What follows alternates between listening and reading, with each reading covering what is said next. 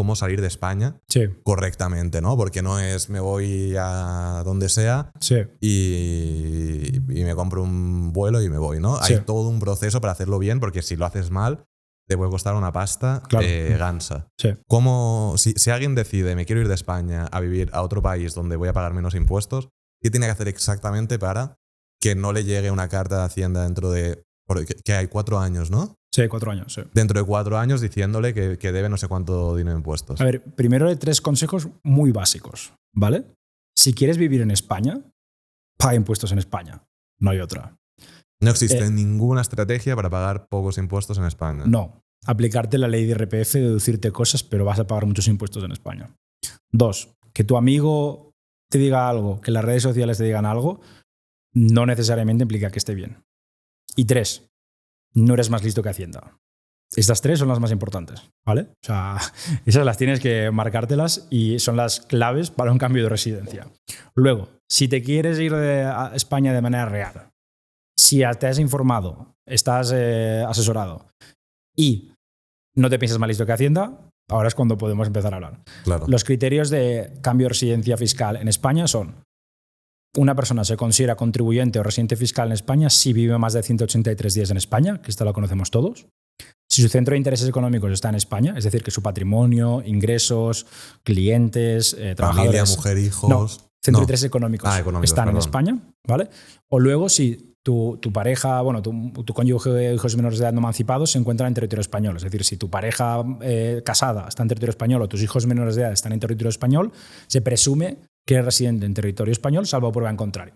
Entonces tenemos estos 3 aspectos, ¿vale?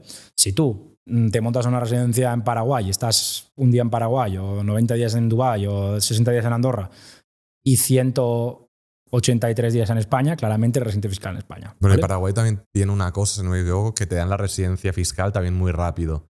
No sé cuánto es, pero sé que es muy fácil. Se puede conseguir de manera muy fácil, hay medio mitos, pero sí, se consigue muy fácil. Que también es una gran trampa en la que cae la gente, ¿no? Decir lo que dices. Me voy a Paraguay 3 días, 1 semana, 2 semanas, un mes, me da igual. Me dan un papelito que dice soy residente fiscal en Paraguay, pero vivo en España, tengo mi familia, mis hijos. Y España me dice, oye, paga impuestos aquí. Le enseño eso, me van a decir, campeón. Claro, la gente se piensa, no, que Paraguay hice esto. Y el inspector de Hacienda te dirá, ¿y a mí qué? Exacto. O Chipre, ¿qué me estás contando? Nosotros tenemos nuestras leyes y hay un convenio y hay 1000 cosas que mirar. O sea, me da igual lo que me estás contando. Y sí. Next. Le dirá muy bien, pero... Exacto, no tiene nada que... O sea, al final no funciona así las cosas, ¿vale? Entonces, los 183 días, ¿vale? Aquí te preguntas, ¿cómo se computan los días? ¿Cómo vale? Hay una parte del artículo 9 del IRPF, que es donde dice esto, que es los 183 días computarán las ausencias esporádicas, ¿vale? Y aquí viene la gran cagada de mucha gente que se piensa, no, yo estoy menos de 183 días en España y 60 días en Chipre, o 90 días en Emiratos, 1 en Paraguay. Entonces, yo no estoy 183 días en España y yo ya tengo un certificado de residente fiscal de mi país donde dice que soy residente fiscal. Ya está. Gran error. Y esto es lo que muchas veces te intentan vender en Internet para venderte un piso en Asunción, un piso en Dubái, una sociedad en Chipre, pero no es así, ¿vale? Lo de ausencias esporádicas, lo que viene a decir España es, si tú estás un tiempo no muy largo, o sea, estás un periodo no cualificado de tiempo en tu país de residencia fiscal, si estás 60 días en Emiratos Árabes Unidos o estás 60 días en Andorra, nosotros esto lo vamos a considerar una ausencia esporádica. Nosotros lo vamos a considerar un tiempo que estás de vacaciones, o estás por negocios, o estás por cualquier otro motivo, pero no es tu residencia principal. Por lo tanto, si tú estás 180 días en España, por decir que no llegamos a 183, y 100 en Andorra, tenemos un problema, porque Hacienda va a considerar esos 100 días una ausencia esporádica. Un viaje por negocios, un viaje por placer, una estancia por el motivo que sea. Aunque tengas tu piso... Aunque tengas tu piso, aunque tengas lo que quieras. Todo. Hacienda va a decir, estás más días en España que en Andorra o que donde sea. Tú vives en España, tu residencia principal está en España. Entonces, al final, Hacienda, aunque no llegues a 183 días, te va a cazar. Entonces, la regla de oro que utilizamos nosotros es siempre estar más días en tu país de residencia fiscal que en España. ¿Por qué? Porque si España viene a decirnos algo, no llegando claramente a 183 días, que esto ya es el red flag, no puedes pasar 183 días. Si pasas ya eso, está se acabó, game over. Nos vemos en tribunales o directamente paga. Si tú estás 130 en Andorra y 90 en España, claramente tu residencia principal o donde vives la mayoría del año es en Andorra. Por lo tanto, muy difícil para Hacienda justificar que estando solo 90 días en España, España va a ser tu casa. ¿Vale? Esto con la legislación española. Después está ya el tema de convenio para evitar la doble imposición. ¿Vale? Que estos son tratados supranacionales en los cuales España con Andorra, España con Emiratos Árabes, firma un tratado para que en el caso de que dos países tengan un conflicto de residencia, vayan a determinar que tú únicamente vas a pagar impuestos en un país. O sea, si por ejemplo, Andorra tiene una discusión sobre tu residencia fiscal con España, no va a ser España, con esta legislación de los 183 días, de la familia y del Centro de Intereses Económicos, quien decida sobre ti. Habrá un convenio firmado por ambos países que determinarán dónde eres residente fiscal. Y ese convenio... Y cada convenio es distinto. Casi todos siguen el modelo de la OCDE. ¿Vale? Es decir, casi todos los convenios son iguales. Entonces, una vez aprendido uno, aprendido todos. Sí que es verdad que algunos tienen particularidades. De Emiratos Árabes Unidos, por ejemplo, no incluye las personas físicas. O sea que en España, si hay un conflicto de residencia entre Dubái, Emiratos Árabes, y España, la normativa que decidirá dónde eres residente fiscal es la que te he explicado antes. La del 9 de la ley del IRPF, no el convenio. Pero casi todos, Paraguay, Italia, todos los que hemos hablado, sigue la misma estructura. Vale. Y esta estructura al final se basa en unas reglas que se llaman tiebreaker rules, como las reglas del tenis, y lo que vienen a mirar son 4 reglas consecutivas en las cuales, si la primera regla se cumple en ambos países, vas a la segunda regla. Si la segunda regla se cumple en ambos países, vas a la tercera regla. Pero cuando en algún momento alguna de estas 4 reglas solo se cumple en un país, tú eres residente fiscal en ese país. ¿Vale? Un poco complejo, ¿eh? Sé que esto es muy técnico, pero para que lo entendáis, si alguna vez alguien tiene problemas con Hacienda, esto es lo que aplicaría. Y generalmente ten en cuenta, para tus oyentes que estén en Latinoamérica, estos convenios los tiene firmado Argentina con cualquier otro país de los que hemos hablado, Paraguay con cualquier país de los que hemos hablado. Se aplicaría para cualquier país y cambiar España por el país del que sea cada persona. Si ahora mismo tenemos un oyente tuyo que tiene patrimonio en México y reside fiscalmente en Dubái, este consejo que le voy a dar ahora, lo que estamos hablando ahora, le va a servir también. Porque estos convenios aplican entre países y tienen la misma estructura. ¿Vale? Entonces, la primera regla es vivienda permanente a tu disposición. Otra regla de oro. Si tú solo tienes vivienda permanente a tu disposición en un país, no puedes ser residente en otro país. ¿Vale? Es decir, si tú tienes vivienda permanente a tu disposición en Andorra y no en España, tú no puedes ser residente en España, porque en España estarás en un hotel, en un Airbnb, pero no tienes un sitio donde vivir, al que puedas considerar tu casa. ¿Y qué es vivienda permanente a tu disposición? Un piso alquilado o un piso comprado al que puedas acceder cuando quieras. ¿Vale? Es decir, si yo ahora mismo tengo un piso alquilado en España y un piso alquilado en Andorra, yo tengo vivienda a mi disposición en ambos países. Si yo solo tengo un piso comprado en Andorra y nada en España, yo solo tengo vivienda a mi disposición en Andorra. Por lo tanto, si hay un conflicto entre ambos países, ya está. En el primer punto te salvas. Te salvas. Entonces, alguien que dice, no quiero tener ningún problema con España, porque tengo muchos ingresos de España, o mucho patrimonio en España, o mi mujer en España. Mi mujer no, porque podrías vivir con ella, pero mis hijos menores en España, pero me he divorciado. Y viven en casa de mi mujer, a la que yo no tengo libre acceso. Exmujer, perdón. Pues entonces, la regla de oro es solo tener vivienda permanente a disposición en Andorra. Y cuando viajes a España, pues te alojes en un hotel, Airbnb. Esta Hacienda, si quiere discutir, ya puede venir a discutir. No puedes vivir en España si no tienes un sitio donde vivir. ¿Vale? O sea, aquí el error sería el que tiene igual una propiedad en España y se muda a Andorra o a otro país y dice, bueno, pero sigo teniendo mi piso en Madrid. Sí. Para cuando voy a Madrid me voy a mi piso, ¿no? Sería un error. Lo mejor sería ponerlo en alquiler a alguien o Airbnb o lo que sea. Y que tú es tu piso, pero no puedes irte ahí, ¿no? Porque está alquilado. Correcto. Incluso Hacienda va a rascar hasta la última propiedad que tengas. En grandes patrimonios nos ha pasado gente que tiene una casa de campo abandonada o un piso de playa al que no va y Hacienda te va a decir, esto está a tu disposición, no lo has alquilado. Por lo tanto, ojo.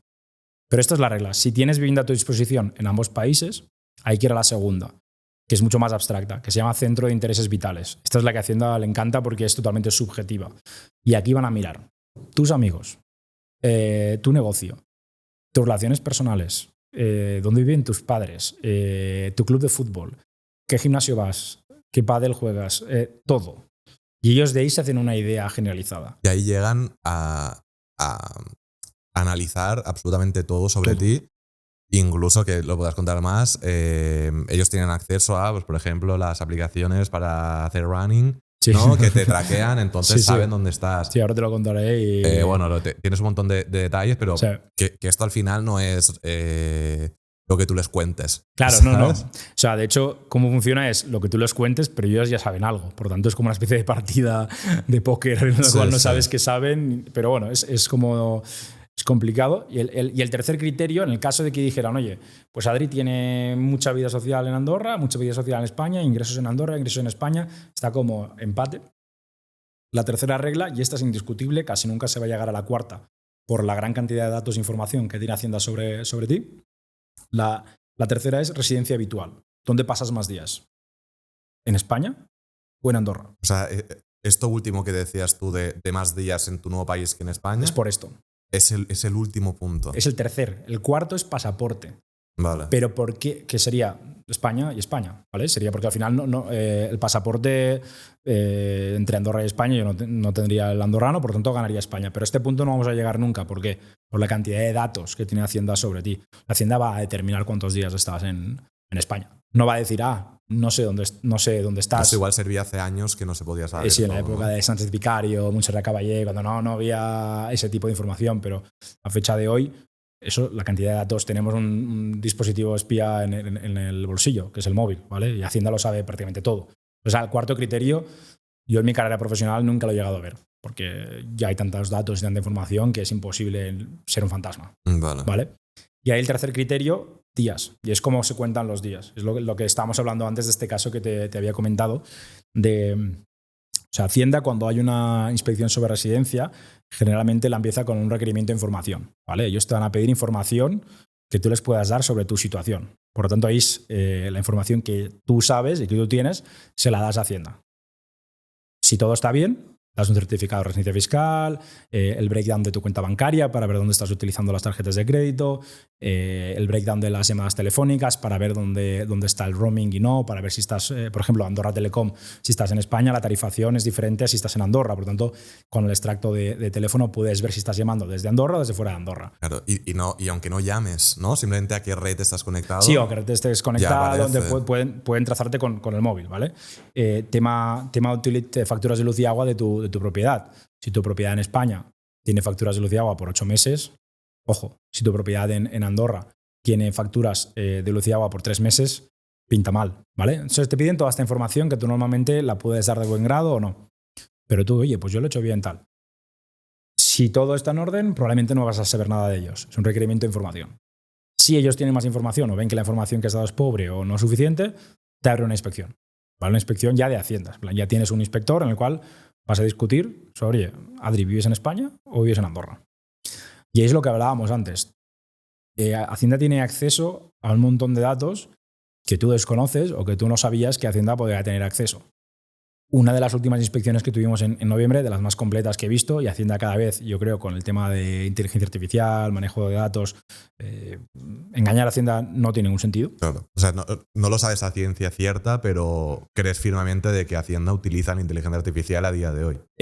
No lo sé a ciencia cierta, pero creo que en prensa ha salido que están utilizando softwares, como te he dicho antes, un software que habían comprado Israel y que probablemente o están matándose a trabajar, que también puede ser porque son muy eficientes, o realmente están utilizando Cloud, ¿no? Usan Cloud o usan ChatGPT, porque honestamente el cruce de datos y la cantidad de reflexiones que hicieron sobre un mismo expediente me pareció sorprendente comparado con lo que he visto en los últimos años. ¿Vale? Este expediente está muy trabajado, 71 páginas de actas, concluyendo que X era residente fiscal en España. ¿Vale? A pesar de que X pensaba que era residente fiscal en Andorra, porque prácticamente él pensaba que había estado medio año en Andorra, pero Hacienda pensaba lo contrario, porque decía, algunas pruebas de las aportadas son flojas, y también hemos encontrado mucha trazabilidad tuya en España. Y el cliente era como, ¿qué trazabilidad? Y aquí es donde empieza lo divertido. Globo. Tenían todos los globos que había pedido en su piso en Barcelona. ¿Vale? Es decir, ya tienes una cosa que el cliente no había pensado. Todos los globos. Pero todos esos días cuentan como residente fiscal en España. Claro. O sea, al final, si pides un globo, es porque estás ahí. Sí. O sea, y que realmente podría haber sido tu pareja, con tu cuenta. Da igual. Ese día cuenta en España. Strava. Cualquier carrera que hayas hecho, entrenamiento, la información Hacienda la pide y Strava la da. O sea, no hay una especie de secreto de comunicaciones en este tipo de aplicaciones. Hacienda puede tener acceso. Claro. Y esto al final yo me lo imagino como Hacienda enviando un email a una empresa de Globo, de comida, domicilio, de lo que sea, diciendo, oye, mándame porfa la información de Marc Cantabella. Y la empresa pues enviando todo. Y ya está, ¿no? Sí. Literal. Y sin orden judicial. No, para este tema no es necesaria orden judicial porque no hay ningún tipo de secreto que cubra este tipo de actividades. Bueno, protección de datos, ¿no? Realmente. Incluso yo creo que en este caso el de Globo sí que obviamente no es algo público, pero el de Strava creo que era algo público, además. Que hay gente que se lo olvida, ¿no? En plan, no, me tengo mis redes sociales cerradas, pero pues eres un viciado al pádel y tienes la aplicación esta para reservar pistas, o eres un viciado a correr y lo tienes público. Sí. Que hay muchas cosas que igual te crea un perfil automáticamente y tú te lo han pillado. Y no has pensado en eso. Has pensado en Instagram, pero no has pensado en esto.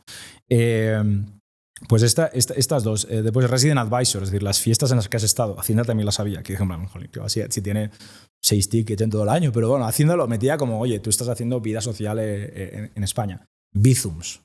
Que leí algún post por ahí por internet que a Hacienda no le interesan el concepto de los bizums, solo le interesa la frecuencia y tal. Todo interesa, ¿no? Para algunas cosas puede ser, pero para un cambio de residencia el concepto de los bizums les interesó mucho. ¿Y a quién lo enviabas? Porque ahí es donde dije que metieron inteligencia artificial o realmente hicieron un análisis muy pormenorizado del asunto, porque me daban frecuencia de bizums y a quién le hacías el bizum y decían, oye, creemos que tu círculo de amigos son estas personas. ¿Vale? Por la frecuencia de los bizums y por redes sociales y tal.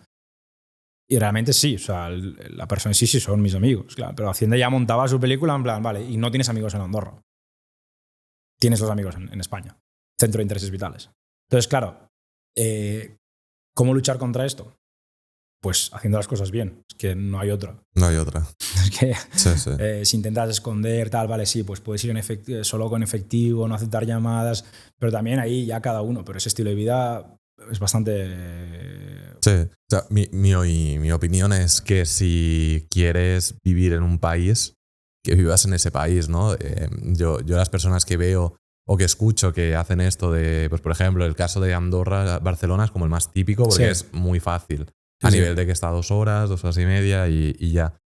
Pero para mí no tiene ningún sentido, ¿no? Como vivir en Andorra, estar un tiempo, luego volver a Barcelona, tú quieres estar en Barcelona, pero subes, te pasas la vida en la carretera. No sé, tampoco le veo mucho sentido. Y digo, yo al menos preferiría pagar los impuestos en España si es que quiero vivir en España, ¿no? Sí, al final es en plan, oye, todo cambio de residencia fiscal implica un sacrificio económico al principio, personal, y hay que hacer las cosas bien. Es decir, un asesor fiscal te asesora sobre las leyes y cómo hacer las cosas bien, no sobre cómo ocultarte, no sobre cómo defraudar. Exacto. Eso no es un asesor fiscal, eso es un delincuente, un delincuente fiscal, por llamarlo de alguna manera. Literal. Entonces, y lo mismo el cliente. El cliente le decimos lo que tiene que hacer y a cada uno, en el tema de residencia fiscal, hay una responsabilidad personal.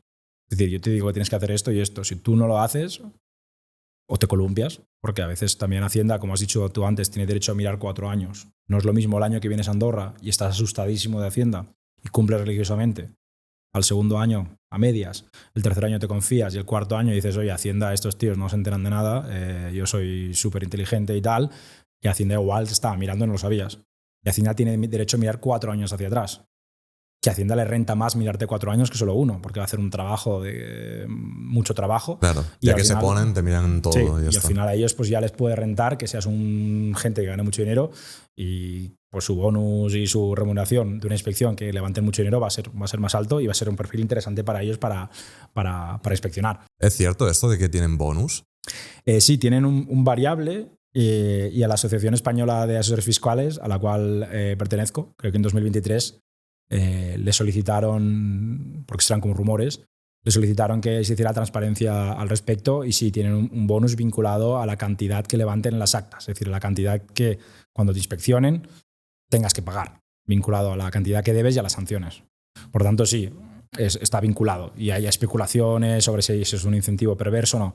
Si bien es cierto, yo aquí, a diferencia de lo que hay en muchos podcasts, yo parto una lanza para algunos compañeros de Hacienda, que yo tengo amigos en Hacienda y son muy profesionales Y al final, como en todas las casas, pues sí, habrá manzanas podridas. Pero generalmente yo, muchos inspectores con los que me he cruzado, al menos para cambios de residencia fiscal, que es lo que te comentaba yo, que son cosas muy técnicas, muy específicas, muchos de ellos son profesionales. Y muchas veces cuando encuentran algo, es lo que comentábamos antes, ¿no? De si el río suena, agua lleva. Nos hemos encontrado inspecciones que el cliente te decía, no, yo lo he hecho súper bien. Tú tampoco puedes hacer magia, ¿no? Claro, si lo has hecho mal. Inspección y dices, eso no estás haciéndolo bien. ¿Qué consecuencias hay para alguien que dice, oye, yo vivo en Andorra, por ejemplo, pero realmente no está viviendo en Andorra o no lo está haciendo bien y le pillan? Porque básicamente, en base a lo que has dicho, es si yo, por ejemplo, gano 1 millón de euros un año y ese 1 millón de euros, pues yo vivo en Andorra, pago el 10% de impuestos, pago 100.000. Sí. Pero claro, si a mí España me dice, caballero, usted no vive en Andorra realmente, vive en España, tiene que pagar en España. Aquí lo que pasaría es que España me diría, pues mira, deberías pagar 500.000 euros de impuestos, sí, ¿no? Y 100.000 ya los has pagado a Andorra y por este convenio como que no debería pagar 500 más los 100, ¿no? Claro. Sino que como que me restarían lo que ya he pagado. Sí, te restarían lo que has pagado. Me pondrían una multa. Sí, o sea, te tocaría pagar el 500.000 en España y después las... O sea, que serían 400.000 porque ya he pagado 100.000 antes. No. Pagarías 500.000 y pedirías devolución de los 100.000. Vale. O sea, yo hablaría a Andorra y diría, oye, que me he equivocado. Sí, el que dirías a Andorra, mira, soy residente fiscal en España por X por A, pero o sea, es un procedimiento económicamente catastrófico. Las sanciones, o sea, debes 500.000 porque es lo que te habría salido a pagar en Hacienda. Sí. En una inspección, sabes que cuando tú tienes un acta de firma, o sea, un acta de inspección es que el inspector decide y finalmente concluye que tú eres residente fiscal en España, ¿vale? Por lo tanto, para cerrar esto, un acta en desconformidad tienes que pagar esto a Hacienda, ¿vale? Después ya podrás recurrir, pero tienes que bloquear dinero para pagar esta inspección y hacer frente a ella. Y no solo lo que debes, sino que generalmente hay sanción. Y las sanciones vinculadas a los cambios de residencia puede que presuman que el cambio de residencia era fraudulento o ficticio y pueden oscilar entre el 100% de la deuda y el 150%. Vale, o sea que igual una persona podría llegar a tener que pagar 1 millón de euros, que es lo que ha ganado. Quiebras. O sea, quiebras o estás en una situación muy mala. Después ya pueden haber si pactos, reducciones. Y piensa que España no solo es el IRPF. Si has ganado pasta, el impuesto al patrimonio, 720, hay un montón o sea, es una cascada de... Aviso para navegantes, si se va a hacer, que se haga bien, porque si no es un despropósito. Si tenías clientes en España que estabas facturando en Andorra sin IVA, porque estabas realizando el servicio desde Andorra, pero de momento va y dicen que estás en España, IVA, o sea, es una catástrofe. Por lo tanto, no recomiendo a nadie jugar con fuego, porque las consecuencias económicas pueden ser terribles. Y al final la Hacienda tiene derecho a embargarte propiedades, cuentas, futuros ingresos, pagos de proveedores. Quiebras. O sea, no es buena idea jugar con fuego. Incluso haciendo las cosas bien, puede que haya mala suerte y que te toque un inspector que sea muy duro y que vayan mal las cosas. O sea, Sí, o sea, si incluso haciendo las cosas bien pueden interpretar algo que has hecho mal, aunque tú lo hayas hecho lo mejor posible, imagínate si lo haces mal, ¿no? Se te puede complicar. Otro tema del que no hemos hablado y es importante es el exit tax, ¿no? Que es el impuesto que se paga al irte de España. ¿Esto cómo funciona y a quién aplica? A ver, el exit tax aplica principalmente a grandes patrimonios que deciden marcharse de España y en el momento de marcharse de España han residido 10 de los últimos 15 años en España y o bien tienen una empresa en la cual tengan más del 25% y valga más de 1 millón de euros. Más de 1 millón. Más de 1 millón, sí. O sea, la empresa más de 1 millón. La empresa más de 1 millón de euros, sí. O si bien tienen una cartera financiera total o una cantidad de empresas totales en las cuales no tengas más del 25%, que acumula un valor de 4 millones de euros. ¿Vale? Es decir, son estos dos umbrales. Por lo tanto, algún emprendedor o algún nómada digital joven y tal, el exit tax no le va a tener que preocupar. Los umbrales son bastante altos, ¿vale? Pero alguien que tiene una SL y que lleva, yo qué sé, 3-4 años trabajando duro y que tiene medio millón en la SL. Alguien que, si tiene medio millón en la SL, pues igual no le tiene que preocupar, pero si, por ejemplo, ingresa un montón, sí que le tiene que preocupar, porque esa SL, obviamente, no tiene un valor de mercado. Los 4 millones que te he dicho yo antes, generalmente miran fondos de inversión, Sí, acciones. sí, pero lo otro Este tiene un patrimonio que es fácilmente valorable. Es decir, esto vas a bolsa, valga tanto. Pero tu empresa de prestación de servicios, de consultoría, de e-commerce, de infoproductos, ¿cuánto vale? No sabes cuánto vale, ¿vale? O sea, Hacienda no puede decir esto vale tanto o tú puedes decir esto no vale tanto. Y al final hay una valoración objetiva, ¿vale? Que si tiene un patrimonio neto superior al 1.000.000 de euros, tiene exit tax. Una empresa de e-commerce, una empresa joven no va a tener un patrimonio neto superior a 1.000.000 de euros. O también tiene una valoración en la cual miran los 3 últimos ejercicios capitalizados un 20%, un 30%, un 120%, no me acuerdo cuál, pero eran los resultados de los 3 últimos ejercicios y que puedan ver que esta empresa valga más de 1.000.000. Y si en estos resultados objetivos sigue siendo inferior a 1.000.000, Hacienda se guarda la opción de decir que el precio de mercado de esta empresa es mayor a las 2 valoraciones objetivas. Es decir, si Hacienda cree que el valor de mercado de tu empresa es superior a 1.000.000 de euros, por el motivo que sea, EBITDA por X, etcétera, aunque tú en esa valoración objetiva haya sido inferior, ellos te pueden venir y decir, oye, esto valía más. Vale. ¿Y cuánto hay que pagar de ese impuesto? Vale. Y aquí lo que llama la atención no es ni el cuánto hay que pagar, que es del 19 al 30%, ¿vale? Ganancias progresivas. Todo lo que sea una ganancia superior al 300%, tienes que pagar un 30%, porque en España, como sabes, las ganancias por venta de acciones o empresas tributan del 19 al 30% progresivo. Sino que tienes que pagarlo por una ganancia latente, de nuevo por una ganancia que no existe. Si yo tengo una startup y me mudo a Andorra y mi startup pues tiene contratos, tiene clientes, tiene trabajadores y yo la compré o adquirí por 3.000 euros cuando la fundé y ahora vale 20 millones, pues yo tendré que pagar la diferencia entre el valor de mercado de mi empresa de 20 millones y los 3.000 euros. Tengo que pagar un dineral. Pero yo no he vendido mi startup. ¿Vale? Por lo tanto, yo no tengo líquido. Ni la puedo vender. Ni la puedes vender porque nadie te la va a comprar. Porque al final es una valoración de rondas de financiación, de private equities. Por lo tanto, no te vas a poder ir de España. Porque Hacienda dice, no, me debes tanto. Y tú no vas a poder pagar esto. O pides un préstamo o pides un préstamo y ya está. Y si te vas, pides un préstamo, pagas esta ganancia de capital latente del 19-30% y al día siguiente tu startup quiebra, no te van a devolver el dinero.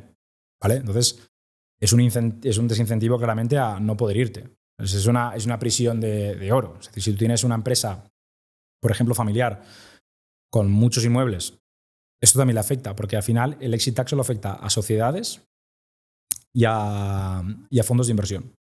No afecta a Bitcoin, bueno, a cripto, no afecta a real estate, no afecta a propiedades inmobiliarias, pero solo afecta a sociedades y a fondos. Y una sociedad con un montón de inmobiliarios sigue siendo una sociedad. Por lo tanto, esa sociedad que heredaste de tu padre y tú te quieres ir a vivir a Andorra o a Japón, o me da igual, donde quieras, y te piensas que puedes, probablemente no puedas, ¿vale? Porque no vas a poder hacer frente a esa ganancia latente. Es decir, es como pagar impuestos por vender tu empresa, pero sin venderla. Es como lo de Holanda. Sí, como lo de Holanda, pero por salir de España. ¿Y si yo dejo la sociedad con los pisos en España y me mudo a Andorra, lo puedo hacer o no me dejan hacer el cambio de residencia fiscal? Tendrías que pagar el exit tax. Vale, sí o sí. Sí o sí, no hay nada, no hay discusión. Vale. Si no lo debes. Por lo tanto, probablemente en España los súper grandes patrimonios no se pueden ir de España. Claro, porque esto me lleva a hablar de súper grandes patrimonios. Amancio Ortega, uno de los hombres más ricos del mundo, o sea, ni más ni menos, y está en España que se está vendiendo como un infierno fiscal, que lo es, ¿no? Pero ahí está el hombre aguantando, o Juan Roig. Sí. ¿Cómo optimizan la fiscalidad estas personas para pagar lo mínimo posible, ¿no? Porque al final pagan un montón, eso está claro, pero probablemente tengan sus estrategias y probablemente legales, porque ahí están. Sí. No, a ver, hay un montón de clickbait, de especulación y noticias falsas a través de medios de comunicación o influencers de cierto tarana político en contra de Amancio Ortega o de Juan Roig. Pagan los impuestos que deben, los pagan de manera legal, pagan muchos y tienen un control total, o sea, Hacienda los controla completamente.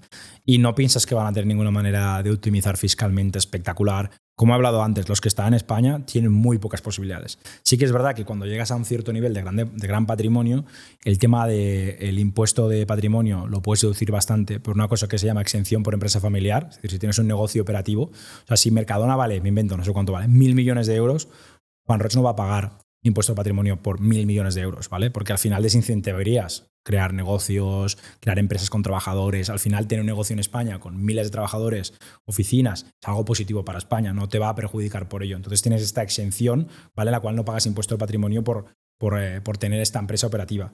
Incluso después, si tienes patrimonio... Pero tiene que ser una empresa familiar.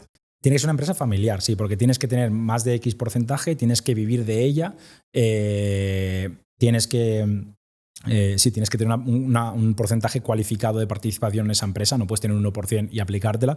Y ahí sí que es verdad que ellos consideran que, bueno, que vives de ello y por lo tanto no va a entrar directo en tu patrimonio. En el impuesto de patrimonio. Pero si, por ejemplo, tú tuvieses tu empresa en España y tu empresa costase 200 millones de euros, sí, no pagarías impuesto de patrimonio sobre tu empresa porque sería una empresa familiar, aunque no trabaje tu familia ahí. Sí, aunque no trabajes, bueno, pero trabajas tú. Sí. Tú vives de ella, ¿vale? Sí que es verdad que ahí entra ya también la calificación de entidad patrimonial, ¿vale? De una empresa en la cual pues metas simplemente inversiones financieras y dices que vives de ella, ya entramos en un hilando muy fino. No habría que contratar a gente para que lo gestione. Sí, exacto. Tal, pero bueno, y al final ellos sí que tienen alguna serie de posibilidades que la gente normal no tiene, porque dices tú, no, contratar a gente, contratar financieros, tener empleados, o sea, pueden beneficiarse de esto. Después también deducciones por mecenazgo, deducciones por inversión en I+D+I. O sea, al final, reducir la cuota de impuestos sociedades o la cuota de IRPF. Pero gastando en cosas que objetivamente son positivas. Es cuando dona dinero a hospitales, cuando dona material a fundaciones. Es decir, vale, sí, reduce su cuota de tributación, pero gastando dinero en cosas positivas y no en lo que le dé la gana. Es decir, en un listado de asociaciones decidido por el Estado. Hay un listado de fundaciones, de gastos que te pueden implicar una deducción. Tú no puedes decir, yo no voy a decir soy un millonario y dono dinero a un proyecto que se ha inventado Adri, 20 millones de euros. Y no se lo dono a mi primo. Y nos lo repartimos y como es una donación a beneficencia, tira millas. No, tiene que ser una donación a una asociación que esté registrada de conformidad con la ley española. Es decir... Pero esa donación realmente lo que hace es que ese dinero se computa como si fuese un gasto de empresa, ¿no? ¿Entiendo? No es 100% deducible. Esa donación te permite a la cuota tributaria, es decir, a lo que te sale a pagar de impuestos, reducirlo, pero no necesariamente toda. A lo mejor es un porcentaje. Por eso te decía antes que realmente para él también es un gasto que se lo podrá deducir a nivel de PL, de gastos, pero después reduce cuota, reduce impuesto total que paga. Vale. Es decir, pero que ese dinero, si en vez de donarlo, se lo repartiese como dividendos, para él sería, pensando de forma egoísta, para él sería mejor, porque ese dinero, aunque pagase más impuestos, le acabaría quedando un dinero para él, ¿no? Pues sí, claro, el restante de lo que no pagaría impuestos se lo quedaría él. Y en este caso lo hacen, yo creo que de buena voluntad, ¿eh? No, es verdad que tiene un beneficio, pero yo creo que... Pero más beneficio tendría si no lo dona y se lo queda para él. Sí, y una vez lo tenga él, podría gastárselo en yates y en lo que quiera. Lo que quiera, o sea, Luego otro tema que también se escucha que se utiliza en España es el tema de las holdings, ¿no? Que también es una de sus estrategias para poder optimizar. ¿Cómo funcionarían las holdings? Porque yo, por lo que entiendo, es la estrategia a la que ir si decides quedarte en España. Sí. A ver, el tema holdings es verdad que se vende como churros en las redes sociales y de nuevo, ojo, porque no siempre es todo oro lo que brilla, pero el concepto subyacente es que si tú tienes una holding en la cual... Una holding es una empresa que tiene empresas. Sí, una empresa que tiene empresas, ¿vale? Tú constituyes una holding pues para organizar tu patrimonio personal y tu patrimonio de los negocios, ¿vale? Y en esa holding pues tienes, yo qué sé, una casa, tienes inversiones financieras, pero a la vez... Pero es que realmente en la holding tendrías una empresa que tiene casas, otra empresa que tiene acciones, otra empresa que tiene tus empresas, ¿no? Igual tienes 3 empresas. Exacto, pero la clave tiene en la holding que tiene empresas operativas, ¿vale? Es decir, si yo tengo una empresa de venta de coches que la tengo a través de una holding y una empresa de venta de coches que la tengo a título personal, ¿vale? Cuando yo vendo esta empresa de venta de coches a un tercero, si lo hago a título personal, yo pago del 19 al 30%, como hemos hablado antes, ganancias de capital, ¿vale? De renta del ahorro, 19 al 30%. Y entonces me quedo, pues si la vendo por X, me queda un 70% de la venta de la empresa. En cambio, si tengo una holding, ¿vale? La holding es una sociedad en la cual, en lugar de pagar del 19 al 30% por la venta de la empresa operativa, solo pagarás el 1,25%, ¿vale? Y ese beneficio tú lo puedes reinvertir en tus proyectos empresariales. Es decir, ese beneficio en el cual solo has perdido el 1,25%, no el 30%, lo vas a poder reinvertir en proyectos nuevos, otra empresa de venta de coches o una startup de no sé qué, y puedes seguir invirtiéndolo en tu negocio para promocionar una nueva cripto, si tienes inversiones en cripto. O sea, tú puedes volver a invertir para lo en tu que quieras negocio. realmente. No, ahí está el gran fallo.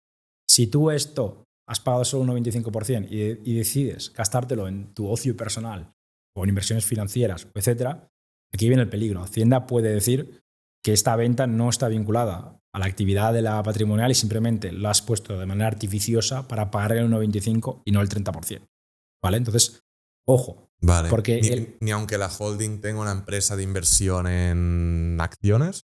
Si lo derivas puramente a acciones, no tienes empleados, es arriesgado. Incluso, como hablábamos antes, el concepto del fraude.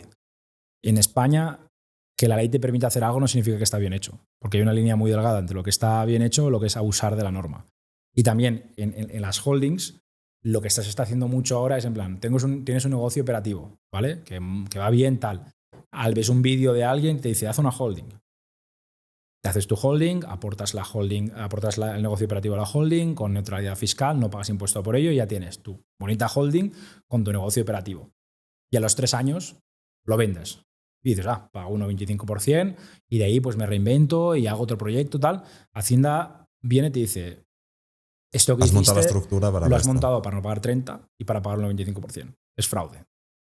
Podemos comprobar que tú ya tuviste una letter of interest de venta de antes o que como el sector iba encaminado hacia una posible venta, lo hiciste para dejar de pagar impuestos, la motivación económica detrás de esta reestructuración no era válida, era simplemente dejar de pagar impuestos y te lo tumban. Por eso la holding es una estrategia fiscal, cuando estás en España, muy buena, pero de nuevo, esto no se puede vender como churros.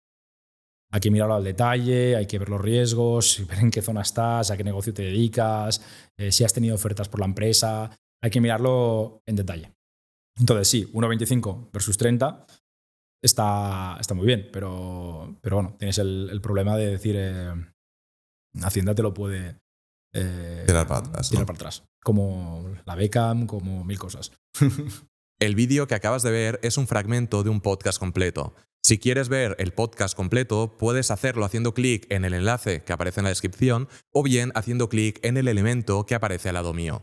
Si te ha parecido interesante este fragmento, no dudes en dejar un like ni en suscribirte al canal. Soy Adrián Sáenz y nos vemos en la próxima.